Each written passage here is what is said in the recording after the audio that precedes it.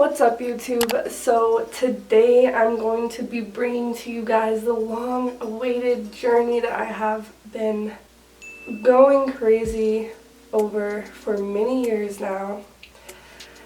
My Accutane journey is finally unfolding and I'm so excited to be doing this journey with you guys. I never wanted to come to this, but it's where it's going, and we're going to be in this together. I just want to share my experience with you guys on my skincare journey and just my acne journey, and of course we're going to be going through the Accutane journey together.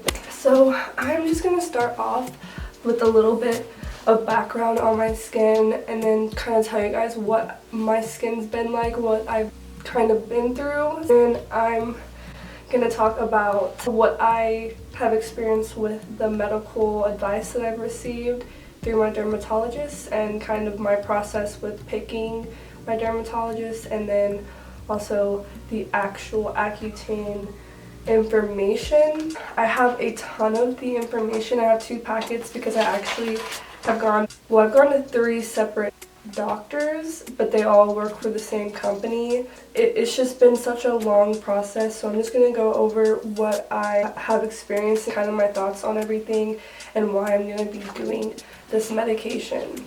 Before we get into the video, I just want to let you guys know that I did find a foundation that covers up my acne and I'm obsessed with it. I will be leaving a link in the description of what I use so that my skin looks this good. But you can see like there's stuff happening underneath, obviously. This foundation, guys, is amazing. I can go out and I have super dry skin, so I've known about my skin for a long time because I started working at Lush when I was like 16 or 17 years old. So I've always known about my skin. It used to be like me and my coworkers, like downtime, we would run around the store and find stuff for my skin and see what would work. Everyone was in on, you know, the updates and the progress of my skincare. Because I started getting acne at 15 years old, like way before I even started really wearing makeup. So no, makeup isn't it. And before you go and give me a bunch of advice of things to try, I've tried everything. Don't be giving out your advice if you're not being paid. If you have acne, then you're gonna understand that we don't run around telling other people with acne how to fix their acne. Acne is like a really touchy topic. It can be very traumatizing for people. It can really affect people's lives in negative ways. I've been going through this for so long. I'm 21 now. This started at 15. I've been experiencing acne for about 6 years now. So I've gotten professional help and I've gotten the advice and I've paid for the advice. So I definitely have already washed my face and tried that, and I've definitely tried not washing my face and all the different medications and topicals, and that's why, you know, I am going to be trying out Accutane. And that's the beauty in this, is I'm just going to try it out. I'm going to take it month by month, and that's why I'm also making this video, because it's important that you find a doctor that's going to be there and going to understand. It isn't even called Accutane anymore, it's isotetanion. I don't even know. But this is what they call it now, guys. So they don't use the term Accutane anymore. They hand it out in the form, like the more pure form of it, which is that word, which I'm not going to say anymore because I don't know how to say it. Since I was 18, at different dermatologists, and never really could find anybody who was able to educate me at the same time as prepare me for something as serious as Accutane. Started when I was 15, I started getting acne, and I'll show you guys right here. As you can see, it just came out of nowhere, and 100% was a hormone thing, and it was bad. It was like from the top of my forehead down to my chin. I even had it on my back. It was cystic. It was big, like pus balls. At the same time, you know, I never really understood and never really cared when I was that young. And then I was in high school and people were starting to say stuff about it. I was getting comments, like mean comments about my skin, and I was like, you know what, let me think about makeup. So I went straight to Kat Von D makeup, which is like some hardcore covering. Myself, when I was working at Lush, I had tried all the natural like things that Lush has, and it did help. It did help with like the dryness of my skin because I have extremely dry skin. It flakes, it peels. everything is just dry, and the combination of acne and dry skin, especially cystic acne, is not fun. I would take oily skin over dry skin absolutely any day. Oily skin is like you can just use a matte foundation, you can just use a powder, you can just reapply. But when you have dry, peeling, flaky, irritated skin, you can always see that through the foundation. In fact, the foundation makes it look a lot worse. I couldn't really do anything about it, and then finally I turned 18 and I was like, you know what, I need to do something. So I started educating myself on diets because I was like, maybe if I change my diet, my hormones will be better. And I was never like a super unhealthy kid. I just, I had a chocolate addiction. It's frustrating because you'll hear professional doctors who go to school their whole life to give advice, get paid to give this advice, and you're always going to hear both sides of the coin. You're going to hear your diet has everything to do with it, and then you're going to hear your diet has nothing to do with it, and that it's your hormones. There is no real evidence of why acne is the way it is. At the end of the day, it's a journey within myself that I get to over time learn about, and that's what I've done for a very long time. The way I eat, definitely I could tell a big difference, like with dairy, for example. Cutting out dairy was one of the best things I did for my skin, and it had helped so much. And I had went vegan. I had cut out dairy and I saw the change, and I was like, I'm just gonna go straight vegan and see what happens. I'm not saying vegan overall, I'm saying just the dietary aspect of being vegan. I had attempted to go vegan, and I did it for about 8 months, and my skin was incredible. This was me in Canada at 18 years old, had finally gotten rid of it. And prior to that, I did go to a dermatologist, and they were just like, you have cystic acne. I just ignored it and I stuck to my natural lush, and then I went vegan and I got this result. It blew my mind. I barely had any makeup on in this picture. My skin was glowing. I was in the sunlight. There was no filter, no edit or anything on this picture. I took it off with my iPhone. That's how good my skin was looking. I was really happy, but the vegan diet didn't really work with me. I wasn't educated enough on how to get the right source of nutrients that I needed at the time, and I was still good. I still had no dairy in my life. I was like done with dairy. The only kind of dairy I would ever have was like chocolate ice cream. Then I did a keto diet, which is like a very heavily dairy based diet, and I did it for about 2 weeks and my skin was amazing. Oh, look at it right here. Again, it looked really good. I still had like a few little like pimples and stuff like that, but I would take that over like a huge breakout like I have right now any day. So the only thing with the keto diet is ketosis. Of course, I did not enjoy the way that felt, having like a very low intake of sugar, almost no sugar. I didn't like it. I didn't like having dairy in my diet, so I went back and I cut dairy out. I was like doing really well. And then recently this year, the whole mask situation, I know that it was a big trigger for my skin, and it just got terrible. Like it went back to how it was when I was 15, 16 years old. Show you guys right here. This is literally what it's looking like right now. It's a lot less red, it's a lot more calm, but this is a very recent and active photo of my acne right now.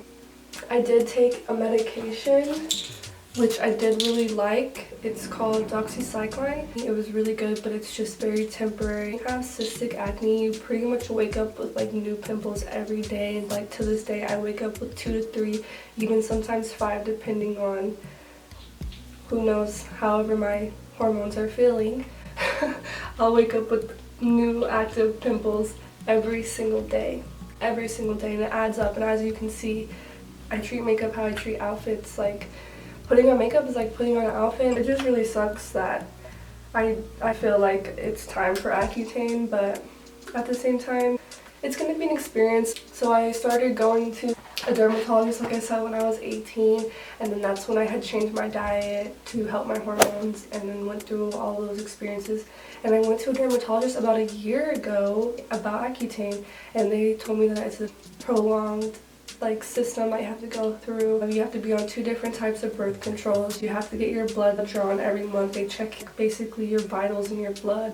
They want to make sure that your liver's functioning correctly with the pills. Take urine samples, make sure you're not pregnant, all this stuff. So they end up giving you this iPledge packet But before I even got the iPledge packet a year ago, I had went to a dermatologist through the same company, and he told me that he had to put me on doxycycline again. He said, "You've been on doxycycline, I'm just going to put you back on it since this is a new affiliation that you're with, because as a doctor I can't just take you straight to Accutane. I have to show proof that you've tried other things." Like, okay, that's fine. So he put me back on the doxycycline, and that was helping me and holding me off.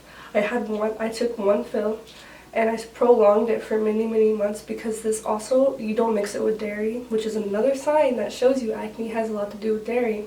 It literally says right here, it's best to avoid taking this drug at the same time as milk, dairy, or other products with calcium.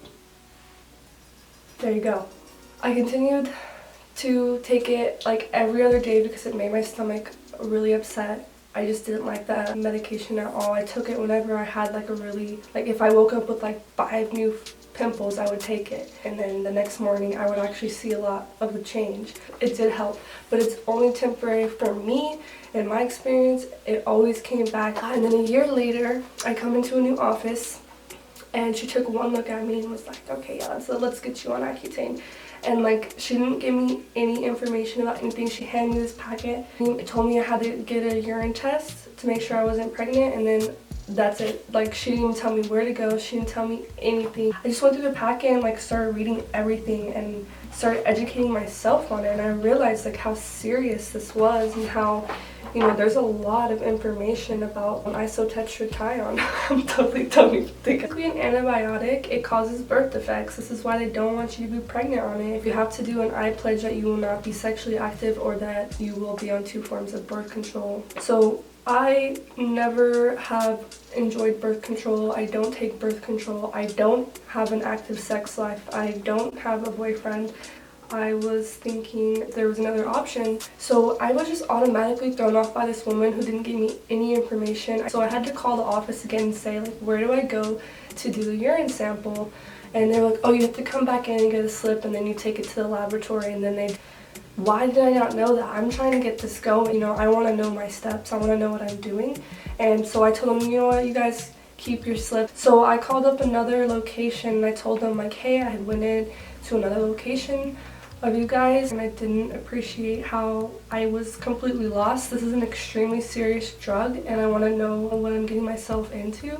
And I set an appointment with them, and I went in, and this doctor was overly informational, and I was very, very impressed and very happy. He told me that he himself had been on the drug when he was like 16 or 17 years old, and he's definitely over 40. That, you know, he went through this whole cycle, and that he never really had much of a crazy shift.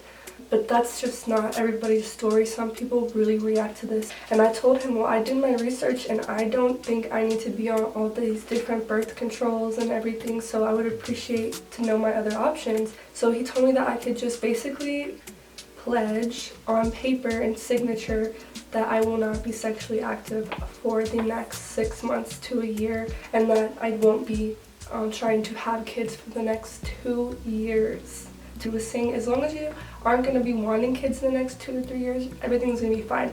And you know what, and if they give you any problems about that, I suggest this, if you really genuinely know that you're not going to be sexually active, to do that this way, because it is serious. If you have a boyfriend, or if you're a sexually active person, only do this if you know and have a ton of self-control, and very serious about being celibate during this time, because it's not a joke. It's very serious. I think so. You can let them know that you're gay. That's kind of what I did. I was just like, I don't even sleep with guys. Just let them know that you're gay. It's simple. He said that some of the main things besides getting pregnant on it is the depression and the suicidal aspect. Specifically, he told me that somebody in the past has committed suicide on the drug. Warn us about that, and they have to let us know that if we have any depression, to let them know, and that it's probably not the best to get on the drug. So I'm going to be super real with you guys. Depression comes in many different forms. I will be making a separate video about depression. I'm confident enough that I know myself, and if I start to feel depressed or anything like that, I'm just going to let my doctor know. And that's another reason why I wanted to make sure that I found a doctor who cared, who was going to take the time to talk to me and explain everything to me and educate me on preparing myself for it. Very healthy, lots of veggies, lots of protein, just eating really well, not eating junk, not eating bad, eating well enough for the body and for the liver and for everything to be strong enough to take this medication. It can affect your vision as well. I already have really bad vision, so I'm kind of nervous about that more than anything. So that kind of bothers me and scares me. Just telling you everything that they have to tell you. If you've experienced most of the stuff, you're supposed to get off of it, and you know, you need to pay attention while you're on this medication to these things. Common and less serious side effects. These are the more common ones. Dry skin, chapped lips, dry eyes, dry nose. So I told him, I was like, I already have dry skin. He was like, oh yeah, it's gonna just get worse. And it's funny because I heard the doctor beforehand say that I probably won't feel much of a difference then. So, you know, just different information from different doctors. So that's always how it goes. Nosebleeds, because everything's so damn dry. You know, I'll be giving you guys updates every month, unless you want to get updates sooner. But I'll be giving updates every month of how I feel. I already have super dry skin. Like he said that your scalp's gonna be like super flaky, and mine's already like that. So I'm not too like worried about all the dry stuff. But I mean, I'm pretty sure it gets a whole lot worse than what I have anyway. So I'm gonna try it out and see what happens. And hopefully everything will be fine, because there's many cases where things were fine. Each one has its own case number as well. So you're like literally tracked throughout the entire thing with your own little case number. So I have literally 2 more days until I go back into the office. I'm going to tell you guys what I've already done. I did go to the laboratory, and when I went into the laboratory, they took a urine sample, and then they took a few blood samples. So I think it was like 2 or 3 different capsules that they filled up. So they just put a needle in, and then they hooked it up to the thing, an attachment, took like a few separate tubes and filled up. And I was like, oh, okay, cool, what is this all for? And they're like, okay, well, the urines to make sure that you're not pregnant.